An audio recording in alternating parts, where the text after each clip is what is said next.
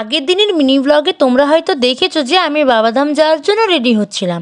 তো আজকে তোমাদেরকে বলবো যে বাবাধাম গিয়ে আমরা কি করলাম। তো হ্যালো বন্ধুরা, আমি তোমাদের প্রীতি, আর তোমরা সবাই কেমন আছো? আশা করছি তোমরা সবাই ভালো আছো।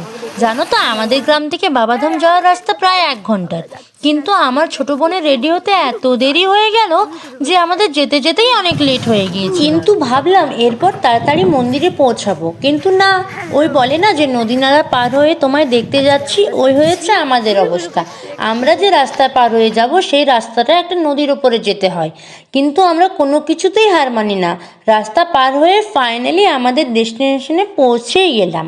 তারপর পৌঁছে গিয়ে সবাই এক এক করে পা ধুয়ে মন্দিরে পুজোর জিনিস নিতে গেলাম, দিয়ে আমরা এক এক করে পুজোতে বসে গেলাম। এদিকে জিজু তো নারকেল ফাটাতেই পারছিল না, কিন্তু আমি আর দীপা একেবারে ফাটিয়ে নিলাম। পুজো শেষ হওয়ার পর বেটুকে জিজু একটা খেলনা কিনে দিল। সেই দিন এত রোদ ছিল, তাই একটা হোটেলে গিয়ে কিছু নাস্তা করতে বসে গেলাম। দোকানদারের এত লেট, তখন আমি আর আমার বোন খিদের জ্বালা একটু ঢং করে নিলাম, কিন্তু একটু ঢং করার পরে দোকানদার নাস্তা নিয়ে চলে এলো।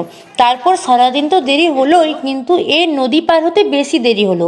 আনফর্চুনেটলি আমাদের নদী পার হতে টোটোটিকে ধাক্কা দিতে হলো, আর বাড়ি পৌঁছে দেখি প্রচণ্ড কালো মেঘ হয়ে এসেছে। আর আজকের মিনি ব্লগটা এখানেই শেষ করছি। Bye bye.